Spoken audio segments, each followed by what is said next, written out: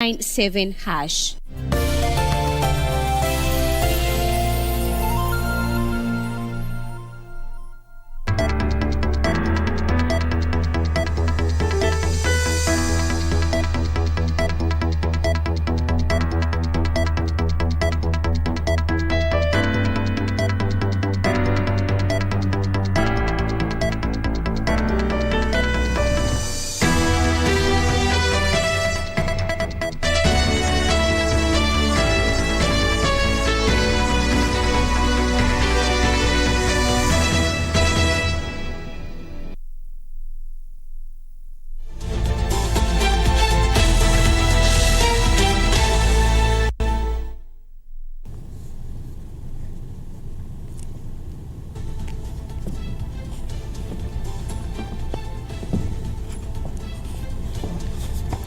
Naam, mtazamaji, hali ya ukosefu wa usalama endelea kushuhudiwa katika maeneo mbalimbali kaskazini mwa bonde la Ufa, mtazamaji, kutokana na wizi wa mifugo. Ni baadhi tu ya taarifa inayotupambia Darubini Wikendi jioni hii ya leo, lakini kama ilivyo ada, yaliyomo.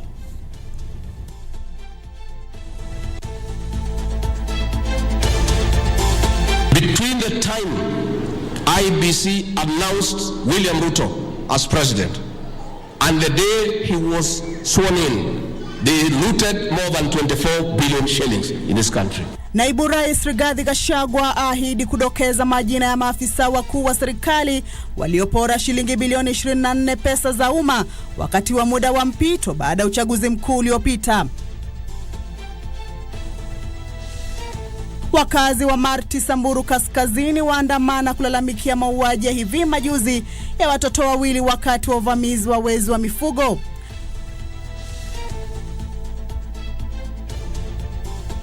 Na serikali ya kaunti ya Mandera imezindua awamu ya pili ya usambazaji wa chakula cha msaada kwa wakazi ili kuwanusuru kutokana na athari za kiangazi.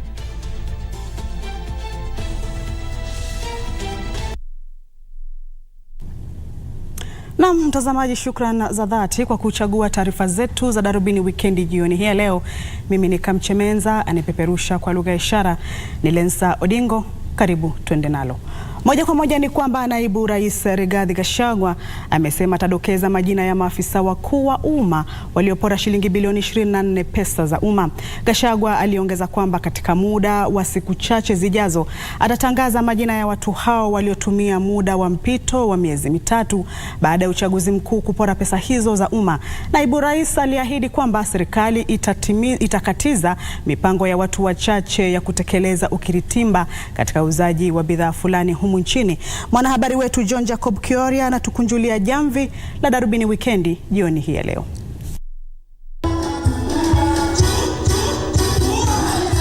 Naibu Rais akiandamana na baadhi ya viongozi wa muungano wa Kenya Kwanza alihudhuria ibada ya Jumapili kwenye kanisa la Jesus Winner Ministry mtaa wa Roysambu hapa Nairobi. Ni kwenye kanisa hilo ambapo alidokeza kuwa atawataja maafisa wa umma waliohudumu kwenye serikali iliyopita waliohusika na uporaji wa shilingi bilioni 24 pesa za umma. Pesa ya Kenya yote saa ile waliona uchaguzi umeharibika walibeba na magunia. Hata hii petition huyu mzee ya maandamano hakuwa anataka, alisukumwa aweke petition to allow them room wakati ya Supreme Court inasikiza kesi waibe mali ya Kenya. Between the time IBC announced William Ruto as president and the day he was sworn in, they looted more than 24 billion shillings in this country. Naibu Rais aliunga mkono madai ya kamati ya bajeti ya bunge siku ya Jumanne kuwa takriban shilingi bilioni 6 ziliporwa kupitia uuzaji wa hisa za shirika la Telcom siku tatu kabla ya uchaguzi mkuu wa mwezi Agosti. Pale katika police air wing pale Wilson ndio pesa ilikuwa inaletwa na magunia, inawekwa kwa ndege, inapelekwa kwa mtu nyumbani, inapelekwa kwa mwingine. In the next few days nitatangazia wa Kenya pesa ilienda kwa nani. Wasituletee sisi. Naibu Rais pia aliwakashifu baadhi ya viongozi wa Azimio wanaoshinikiza maandamano kulalamikia gharama ya juu ya maisha, huku akidai kuwa baadhi yao walihusika na uporaji huo. We found a broke country with nothing The little that was remaining waliiba siku za mwisho. Na hawa ndio walikuwa naongoza kusema watu ni wezi. Na hao ndio walikuwa waizi wakuu. Wakenya wamechoka na siasa. Wamechoka na siasa. Siasa tulipiga kura. Kura ilisha, si ni kweli? Mshindi akapatikana. Mimi sitakubali mali ya mtu wa Nairobi, biashara ya mtu wa Nairobi, maisha ya mtu wa Nairobi ihatarishwe kwa sababu ya maandamano. No. Akijibu madai kwamba serikali inalenga watu mashuhuri pamoja na biashara zao, naibu rais alikariri kuwa serikali imejitolea kuimarisha uchumi kwa kumaliza ukiritimba nchini. Why there was a project called Azimio, why that fellow was being chaperoned, it is because they wanted to continue with state capture and monopoly to continue exploiting the people of Kenya. But we are saying that has come to an end. We are going to open up the milk industry. We are going to open up the gas business so that the people of Kenya can benefit. John Jacob Kuria, Darubini. Na mtazamaji, tuangazie hali ya ukame humu nchini ambapo serikali ya kaunti ya Mandera imeanza awamu ya pili ya usambazaji wa chakula cha msaada kwa wakazi ili kuwanusuru kutokana na athari za kiangazi. Familia 60,000 zikiwa ni pamoja na za wenye mahitaji maalum na wakimbizi katika wadi 30 zinalengwa kwenye mpango huo. Gavana wa Mandera Mohamed Adan Khalif alitoa wito kwa serikali kuu na wahisani wengine kuingilia kati ili kuokoa maisha. Kiangazi cha muda mrefu kufuatia uhaba wa mvua kwa misimu 5 mfululizo kimechangia kupanda marudufu kwa bidhaa za chakula ambazo Wakenya wengi hawawezi kumudu. Huko kaunti ya Mandera, maeneo bunge ya Mandera Magharibi, Mandera Kusini na Banisa yameathirika zaidi. Ni kufuatia hali hiyo ambapo serikali ya kaunti hiyo imeanza awamu ya pili ya usambazaji chakula cha msaada kwa wakazi. Mpango huo unalenga kuzifaidi familia 60,000 kwenye maeneo 30 pamoja na wakimbizi. Akizindua zoezi hilo, gavana wa kaunti hiyo Mohamed Adan Khalif alisema watahakikisha chakula hicho kinawafikia wanaohitaji. Our population is actually facing the acute food insecurity is almost 550,000 households. And it will continue becoming even worse as we approach this month. And inshallah we pray that we're going to get the March, April, May rain, otherwise the situation will going to be very bad. Gavana huyo alitoa wito kwa serikali ya kitaifa na wahisani wengine kuisaidia kaunti hiyo kukabili baa la njaa kabla maji hajazidi unga. We are really exhausted. Being as the first line of response, the county government, we have been struggling with the mega resources that we have been having, but the challenges is now becoming heavier on us. We really appeal to our development partners to scale up their effort, their support. We call upon the people of Mandera, those who are able, to support their neighbors, their family members and their friends. Kulingana na ripoti ya kuangazia hali ya mvua ya msimu uliopita iliyotolewa na halmashauri ya kitaifa ya kusimamia kiangazi, idadi ya watu wanaokabiliwa na baa la njaa na wanaohitaji msaada wa chakula katika kaunti ya Mandera imeongezeka na kufikia watu 550,000. We've just done the assessment some few weeks ago and the report has been out, the short range, and it is very evident that the drought situation is really biting across the county. Khalid Abdullahi, Darubini Wikendi.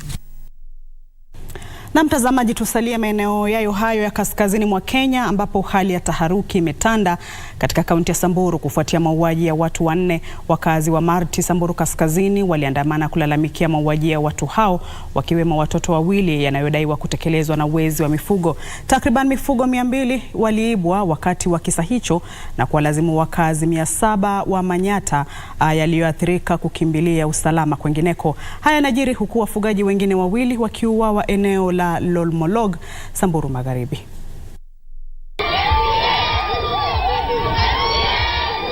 Tunapowasili hapa tunakutana na wakazi wakishiriki maandamano. Maandamano yaliandaliwa kulalamikia uvamizi wa majangili uliosababisha vifo vya watoto 2 huku mifugo 200 wakiibwa. Kwa nini anaua watoto tafadhali? Kwa nini naona watoto analia kwa nyumba na anaua? Na serikali yetu alikuja anasema kila funduki sitakuona hapa. Watoto yote akatupa mafunduki, anasema sawa, tumewacha funduki, wacha tukae na amani. Na Peyo Lokidong anasimulia jinsi jamaa wake aliuawa kinyama na hakuna hatua iliyochukuliwa kukabili uhalifu na mauaji ya kiolela yanayotekelezwa na wahalifu hao. Kabla hawajafanya hiyo raid, walikuwa wameenda na hiyo ng'ombe 100. Na hii sio mara ya kwanza Wapokoto kuua watoto wetu. Sasa hiyo watu wamesumbua sisi sana. Kabisa amemaliza hata watu. Sasa hapo amechukua ng'ombe sasa mara 2. Kwa hivyo sisi tunaomba serikali yetu, kwa sababu tunakupenda, tunataka ufanye hiyo jambo. Operation wache iwe operation kamili ambayo tunataka kuona matunda yake. Taswira hii inashuhudia kwenye manyata ya Kathikiria. Hali hiyo ikiwa lazimu mamia kukimbilia usalama kwingineko wakihofia kuvamiwa. Wezi ya mifugo walifahamia hii manyata, wakaua watoto, wakaiba ng'ombe 200. Watu 700 ambao walikuwa naishi kwa hii manyata waliama, wakatorokea sehemu nyingine ambayo wanaweza kuwa na wakihofia maisha yao. Sasa sijui kama kitu gani inaendelea hapa. Sisi tumekuwa tunasika wengine, tunaingiza wengine kwa mochari. Mpaka lini? Tunataka kuambia serikali hii nini inaendelea katika Samburu County. Mita chache kutoka hapa tunaelekezwa walikohamia wakazi hao, na hapa tunakutana na Moru Napei, mama mzazi wa watoto hao.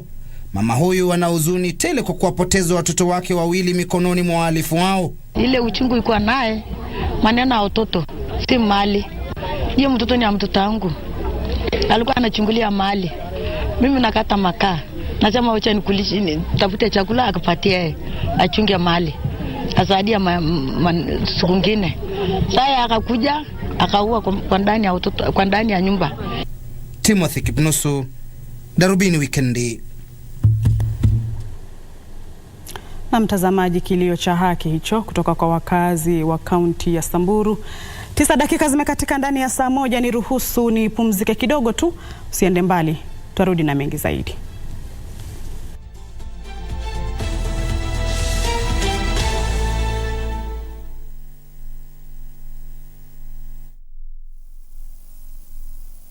Kuna hizi kampuni zenye zinajua mali niko, kitu nimekula breko, kitu ninasema sahi, kitu nitakula next week on Thursday, pesa niko nazo kwa account, siblings wangu, the list is endless.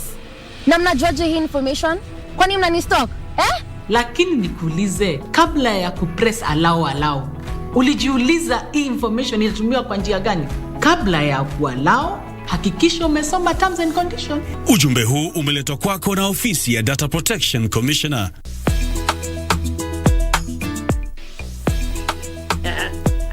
Ndio nataka niwachie hapa nikichome. Kutoka mafuta ipate bei, atuchomangi chai. Hiyo mambo rolo wa chanka. Siwezi kubali. Siku ile songa huko. Chai iko na chumvi kwa nini? Sasa mimi mtu ataniletea uchuachi. Ushanizoea na mimi sitaki unizoe. Chukua hizi vitu zako zote utumbukize. Sitaki. Najua uko na masikio na uko na macho, hata kama umefunga unaniona. Nimekupika 7 hours.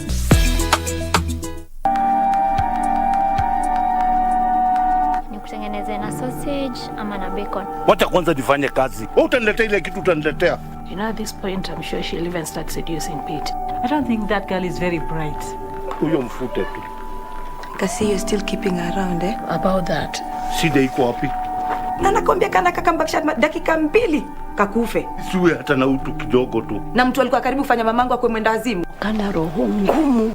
Dad, 1 hour. Wacha kwanza nijikufishe pole mos. Mimi nitakuacha tu nikuache tu kwa raha zako. Tuingie ni kuingiza ndani. It's a fun.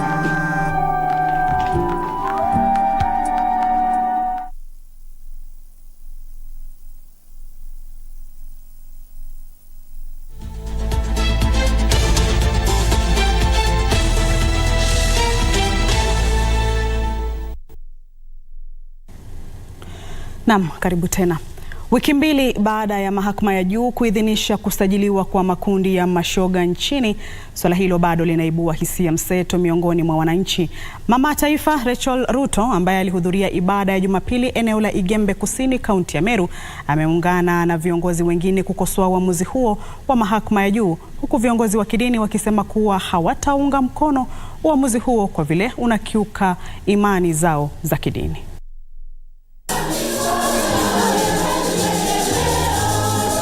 Waumini wa Kikristo wakimiminika kanisani kwa ibada ya Jumapili kabla ya sherehe za Pasaka, mjadala kuhusu uamuzi wa mahakama ya juu bado ni gumzo. Mambo ingine ya kufanya mambo hii, sisi tunasema kwamba hiyo mambo si mzuri na tungependa. We want to strengthen the family institution. Viongozi wa kidini wanaendelea kukosoa uamuzi huo, wakisema ni kinyume na mafundisho ya kidini na pia tamaduni za Kiafrika. I want to thank him as Catholic Christians for standing firm to defend our Christian and cultural moral values against those who support same-sex marriage. LGBT is not something that is human and is not something that should be introduced in our country. Kwa upande mwingine, baadhi ya wabunge wanatilia shaka vigezo vilivyotumiwa na majaji kuhalalisha usajili wa kundi hilo. We must reverse that ruling to demonstrate God's holiness. Whether the judiciary reverse it or not, twende kwa bunge tutengeneze sheria na tukatae. And I want us to know this one thing, wa mama, please. Ya kwamba ni sisi wanaume, hakuna mwanaume anashughulikiaga mwanaume mwingine. Mimi ningesema kama vile rais wa hapa jirani wetu Uganda Museveni alisema, kuna wawili walipatwa wakawekwa ndani, akasema watatoka ile siku watazaa mtoto. They must be stopped, and I'm coming to parliament with that bill. They must be stopped from the use of the rainbow as their part, as to identify themselves. Shutuma sawia zimetolewa na wazee wa jamii ya Gikuyu waliohimiza wabunge kuharakisha mchakato wa kubadili uamuzi huo wa mahakama ya juu. Tukasema hiyo iende kabisa na isiwe na mtoto wetu hata mmoja. Na tukasema hao wazungu warudi na kwao na hayo mambo. Na watangazaji wa kituo cha redio cha Mwago FM kinachomilikiwa na shirika la utangazaji la Kenya KBC, ambacho peperusha matangazo yake kwa lugha ya Kimeru, waliweza kutangamana na mashabiki wao katika hafla ya burudani jana usiku na kuahidi matangazo ama vipindi kemkem. Kituo hicho ambacho kilianza kupeperusha matangazo yake mwaka 2013 kinatawala anga katika kaunti za Meru na Tharaka Nithi. Hafla hiyo iliandaliwa katika hoteli ya Sahara City eneo la Tunyai, kaunti ya Tharaka Nithi, ilihudhuriwa na umati mkubwa wa watu.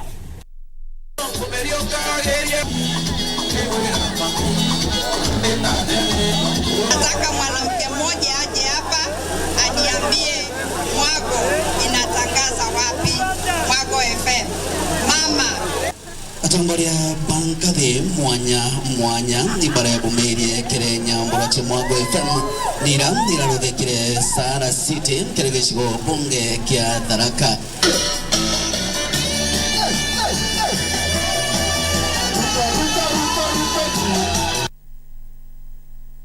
Na chama cha makanisa ya Sabato cha Magharibi mwa Kenya na benki ya Equity zinapania kushirikiana kwenye mpango uliodhamiriwa kuwachukua wanafunzi kutoka shule zinazoendeshwa na makanisa hayo kwenye mpango wa elimu wa Equity Wings to Fly na ule wa utoaji mafunzo wa benki hiyo. Benki hiyo imesema itashirikiana na shule zinazosimamiwa na mashirika ya kidini ili kuwapa uwezo wanafunzi kutoka familia zisizojiweza, kama anavyosimulia Wycliffe Okech.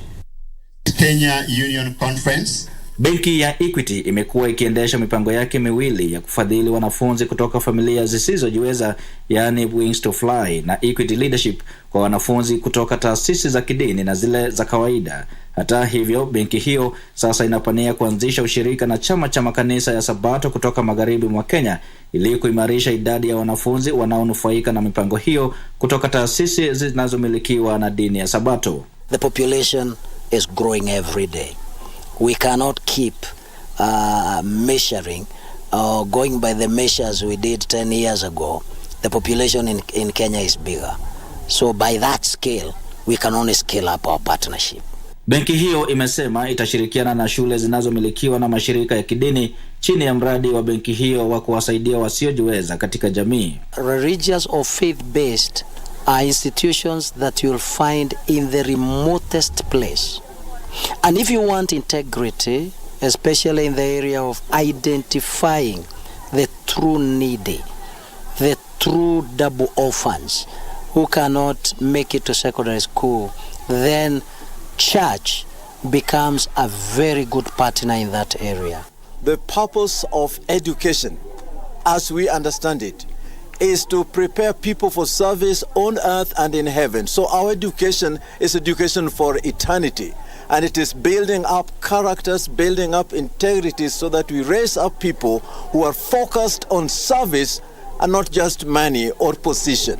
Esther Mimba aliyekuwa mwanafunzi bora zaidi kwenye mtihani wa kitaifa KCSE kutoka shule zilizo chini ya chama cha makanisa ya Sabato magharibi mwa Kenya ni mmoja wa wanafunzi walionufaika na mpango huo wa Equity. I was in Segero Adventist National School and I scored an A- of 80 points. Yes, currently I'm posted at Equity, Kisumu branch. Chama hicho kiliandaa hafla ya elimu kwa shule zilizo chini yake ambako waliobobea kwenye mtihani wa kitaifa mwaka jana walizawadiwa. Wycliffe Okech, Darubini Wikendi. James Mwaura mwenye umri wa miaka 30 amekamilisha mbio za wiki moja za kuchangisha fedha za kuwasaidia watoto wanaokabiliwa na maradhi ya moyo. Mwaura ambaye ni mwanariadha amekuwa kwenye harakati hiyo inayohitaji nguvu nyingi. Amevunja rekodi kwa kukimbia kwa siku 13 na kupumzika kwa siku 14 pekee kutoka Kisumu hadi Mombasa. Bustani ya ufukwe wa bahari ya Mama Ngina ndio mwisho wa mbio hizo. Mbio hizo zilimpelekea kuishiwa nguvu na ikabidi apewe huduma ya kwanza na msaidizi wake Peter ambaye amekuwa naye mwendo huo wote. James Mwaura ni mwanariadha ambaye ameshiriki kwenye mashindano yanayoshirikisha fani mbili kwa jina ya kimombo duathlon. Azma yake ya kuwasaidia watoto wanaokabiliwa na maradhi ya moyo imemfanya kushiriki mbio hizo ili kuchangisha pesa za kuwasaidia kufanyiwa upasuaji. We have about 800 kids and some of them can't even raise 10% of the money. So hii kazi haijakuwa tu ni kazi ya kuvunja rekodi, imekuwa ni kazi ya kusaidia pia watoto ambao wanatuhitaji sana na kuleta pia Wakenya pamoja. Lakini haikuwa mbio rahisi. We started on 4th of Feb. We've ended today on 4th of March. 28 days, but we've been running for 13 days. Hizo zingine zimekuwa siku za kupumzika kwa sababu it's been a crazy journey, honestly. As I said earlier, no words can explain injuries, being chased by wild animals in Savo, accidents kwenye barabara, injuries, some even career threatening, but nafurahi that finally we're here. Mwaura amefanikiwa kuchangisha shilingi 1,120 pekee licha ya kwamba alilenga kuchangisha shilingi milioni 9. Amewataka Wakenya kuendelea kuchangisha pesa, akisema pesa hizo zitawasaidia watoto kwenye hospitali ya kimishonari ya Tenwek pamoja na makao ya Care for the Child's Heart jijini Nairobi. Again, also it's the most important thing. Tumeweza kufundraise ya wale watoto wenye wamekuwa na congenital heart disease. We've raised about 120,000 and I'm really happy about that. We were targeting about 9 million, but still the thing is ongoing. It's still going on. The kids are still there, so you still need it. And I believe that through this, people are going to be inspired and even shaken to keep sending those contributions to these kids who still need the help. Nikiripotia Darubini Wikendi kutoka kaunti ya Mombasa, mimi ni Ann Mburu. Na mtazamaji anasema heri nusu shari kuliko shari kamili. Japo mkimbiaji huyo hajaweza kufikia malengo yake, lakini bado imani ipo atafikia. Tukisonga mbele ni kwamba mpenzi mtazamaji, tafakari hili: kumnyonyesha mtoto ambaye sio wako. Kwake Rose Boke mwenye umri wa miaka 37 imekuwa ada ya mja kwa kuwanyonyesha watoto zaidi ya 13 ambao walitelekezwa na kuwapa hifadhi katika makao ya watoto ya God's Family, kituo ambacho alikianzisha mwaka 2019. Mwanahabari wetu Caroline Mwende aliweza kuzungumza na Rose na kutuandalia makala haya ambayo yatakujia kwa ukamilifu mwendo wa saa 3 usiku. Hiki ni kionjo tu.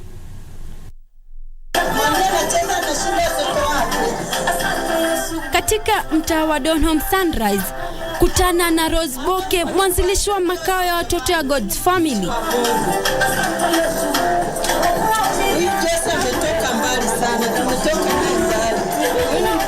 Rose Boke mwenye umri wa miaka 37, mama wa watoto 58, ila 4 pekee ndio wake wa kuzaa.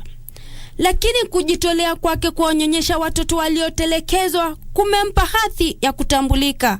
Watoto niliowanyonyesha jumla na mdogo ni watoto 13 na wangu wenyewe ni watoto 4. Sasa kwangu watoto pamoja na wengine sina tofauti. Huwa nasema watoto wote ni zawadi kutoka kwa Mungu.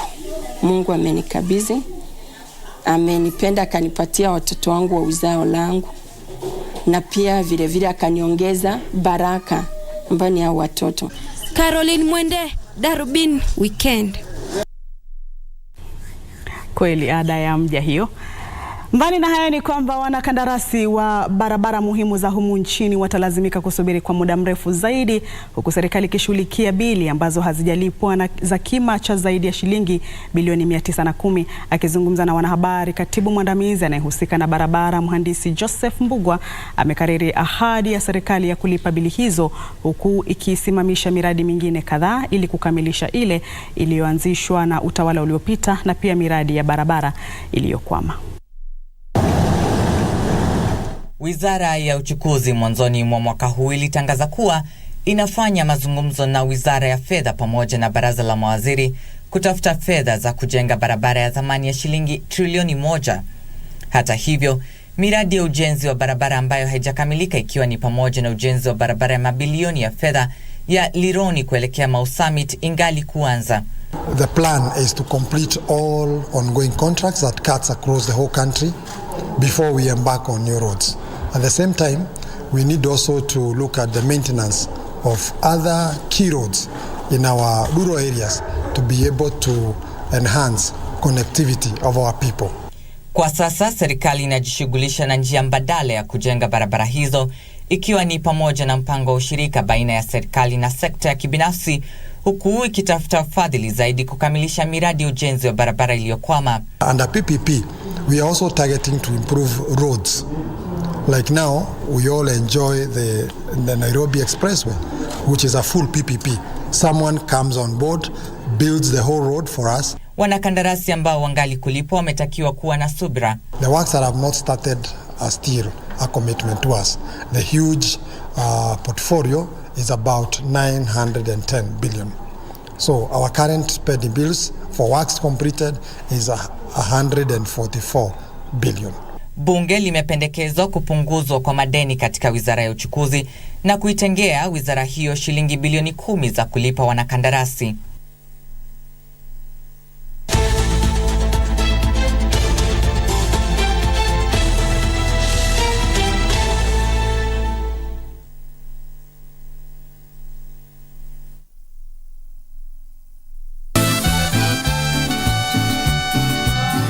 Hello, Reynaldo. What are you doing here? And who is this woman with you? She's an old friend, and I just found her in the town square by sheer chance. Is that so? In the town square? She's only visiting for a few weeks. I just ran into her, but I'm leaving now. Amparo, the most important thing is to know what you feel for Reynaldo, because if you don't really love him, then life's too short to spend your life with someone you could never love. Irazabal doesn't even have the slightest opportunity to go against me, since he doesn't have any proof yet. On the other hand, why don't you forget about everything about this case and work in my company? Well, what do you say? Do you accept it? You're both imbeciles. Fabiola, we have to talk.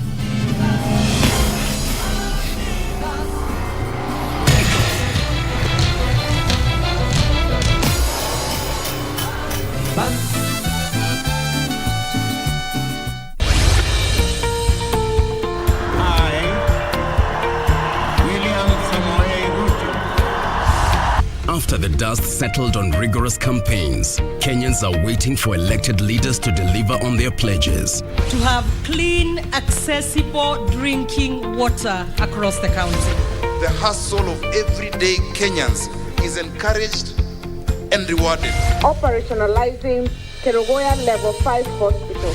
A functioning school feeding program. But how have the leaders performed so far? The percentage of A's in 2021 were more than those ones in 2022. We will not politicize security, because if we do so, we endanger the country. Every week, we bring you an honest assessment of the national and county governments. One of the best ways of accelerating national development is through collaboration with county governments.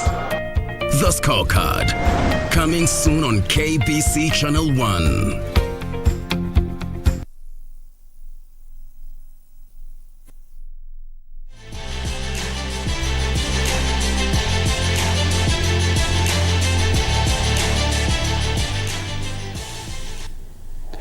Baada ya mwenzangu Kamche Menza kumla ng'ombe mzima, niruhusu nimalizie kwa mkia wake. Karibu, mimi naitwa Timothy Kipnusu.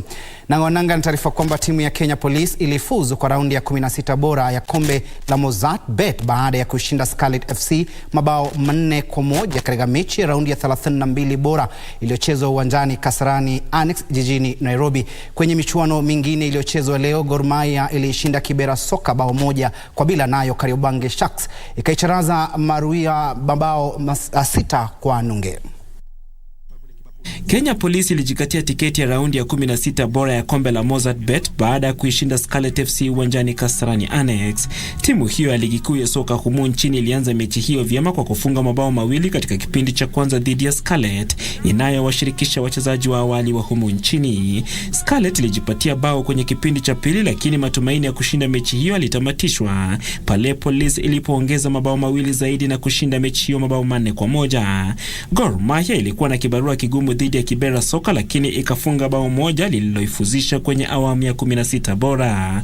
Aidha, Kariobangi Sharks iliandikisha ushindi mkubwa zaidi ilipoicharaza Marula FC mabao 6-0. Bandari na Sofapaka pia zilishinda mechi zao dhidi ya Administration Police na Karatina Homeboys.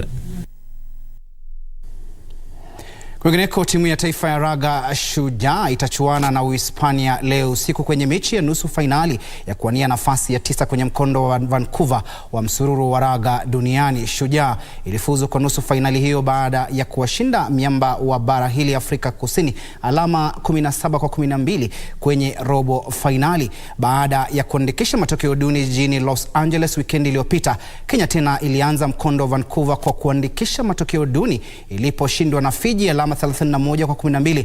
Ushindi huo ulifuatwa na ushindi mwingine wa alama 26-12 dhidi ya Uingereza. Kisha Kenya ikashindwa tena na Uruguay alama 21-19 kwenye mechi ya mwisho ya makundi. Matokeo hayo yaliwaacha Kenya ikiwania nafasi ya 9 na iliishinda Afrika Kusini alama 17-12 baada ya kupata try 3 kupitia kwa George Angeyo, Brian Tanga na John Okoth, naye Anthony Omondi akaongeza alama za conversion.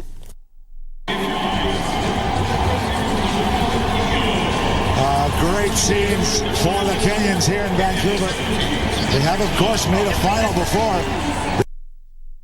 Huku haya kijiri, wachezaji Michael Karanga wa klabu cha gofu cha Kiambu na Naomi Wafula wa klabu cha gofu cha Vipigo Ridge walitawazwa washindi wa makala ya mwaka huu ya mashindano ya gofu ya Windsor Classic. Wachezaji gofu chipukizi na wale wa kulipwa walitumia mashindano hayo kujiandaa kushiriki katika mashindano ya gofu ya Magical Kenya Open ambayo yataanza tarehe 9 mwezi huu katika uwanja wa gofu wa Muthaiga hapa jijini Nairobi. Ranga alijipatia alama 218 kwa mipigo miwili zaidi kwenye mashindano hayo yaliyoandaliwa katika uwanja wa gofu wa Windsor. Godfrey Nsubuga wa Uganda alimaliza wa pili mbele ya Bavnish Chandare wa klabu cha gofu cha Muthaiga. Kwa upande wa wachezaji wa kulipwa, mwenyeji Rizwan Charania alishinda kwa alama 215 akisalisha pigo moja na kufuatiwa na David Waku katika nafasi ya pili, naye Kevin Mabele akawa wa 3. Kwa upande wa wanawake, Naomi Wafula wa klabu cha gofu cha Vipingo Ridge aliibuka mshindi kwa alama 231 kwa mipigo 15 zaidi na akafuatiwa na Joyce Wanjiro wa klabu cha gofu cha Kiambu. Wachezaji gofu chipukizi na wale wa kulipwa walitumia mashindano hayo kujiandaa kushiriki katika mashindano ya gofu ya Magical Kenya Open ambayo yataanza tarehe 9 mwezi huu katika uwanja wa gofu wa Muthaiga hapa jijini Nairobi. Mtazamaji, sana ikizidi sana uone vibaya sana, na mistaki kusema sana na kwa taarifa hiyo kuhusiana na maandalizi ya Windsor Classic. Mimi hapa natamatisha habari za spoti nikirejesha usukani kwa mwenzangu Kamche Menza. Tukutane juma lijalo panapo majaliwa yake Mwenyezi Mungu. Shukran sana Timothy Kipnusu. Na mtazamaji, Kipnusu akifungasha virago vyake tayari kuondoka, mimi pia sidhani kama nina la ziada. Pengine nipitie jumbe mbili tu za watazamaji. Shukran kwa kuungana nasi kutoka mwanzo hadi mwisho. Alex Abate anasema nakupokea kutoka Shamahoho, na Sonko Jijini anasema Mungu awasaidie watu wa Samburu. Ni baadhi tu ya jumbe ambazo mmetuachia jioni hii leo. Mimi ni Kamche Menza, wa ishara amekuwa ni Lensa Odingo. Tufanye vivi hivi tena takaporidhia Maulana Jumapili ijayo. Kumbuka na kuenzi, lakini kwa sasa kwa heri.